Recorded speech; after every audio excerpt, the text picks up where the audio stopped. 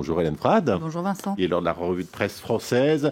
Et on la commence évidemment avec cet attentat qui a fait donc au moins 36 morts hier soir à l'aéroport international Atatürk d'Istanbul.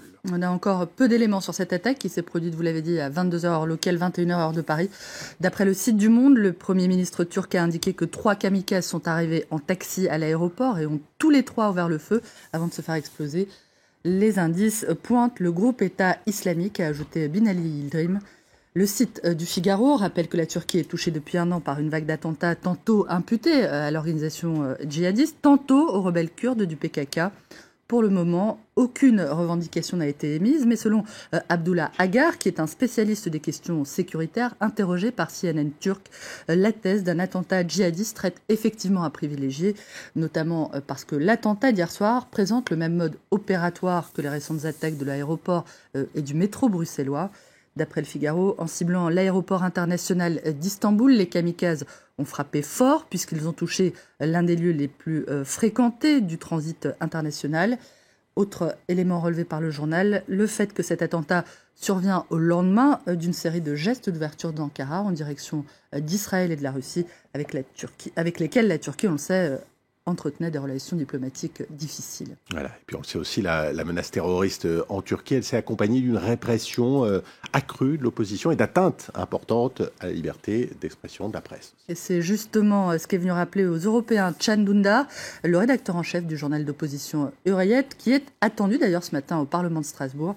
Dans les colonnes de l'Humanité, le journaliste qui est devenu une figure de l'opposition au président Recep Tayyip Erdogan dit pourtant ne se faire guère d'illusions sur le soutien que pourrait lui apporter l'UE. Lorsque j'étais en prison l'an dernier, dit-il, j'ai écrit une lettre manuscrite aux 28 chefs d'État et de gouvernement de l'Union. Je n'ai pas eu la moindre réponse.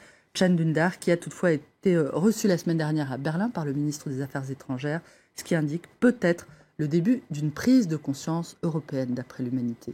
Voilà, les Européens qui doivent affronter dans le même temps les conséquences du Brexit, dont les partisans sont en train de renier une à une toutes leurs promesses. Dès le lendemain du vote, on le sait, Nigel Farage reconnaissait l'erreur qui avait consisté à assurer que les fonds envoyés à Bruxelles seraient redirigés en cas de sortie de l'UE vers le système de santé publique. Mais ce n'était pas tout.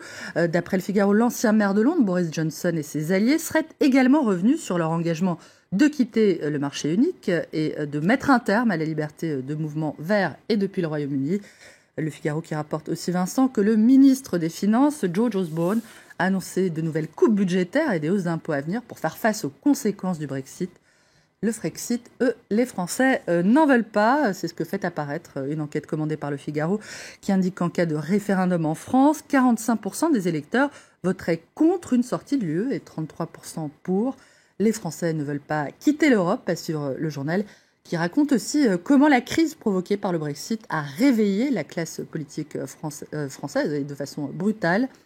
Les mots peuple, frontières, identité sont dans tous les discours, relèvent les Échos, qui constatent que la gauche et la droite rejettent les recettes du FN, mais reprennent ces analyses, je cite, ou quand la classe politique choisit de peindre l'Europe comme les Français sceptiques la peignent, en espérant se faire réentendre d'eux.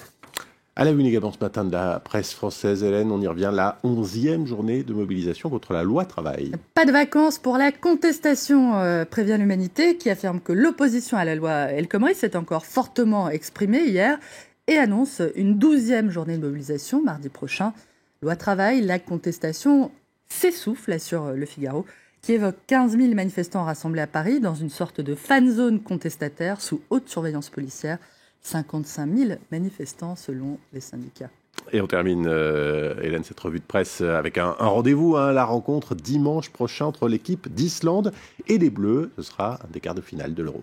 Qui sont ces Islandais qui ont réussi l'exploit d'éliminer l'Angleterre lundi dernier?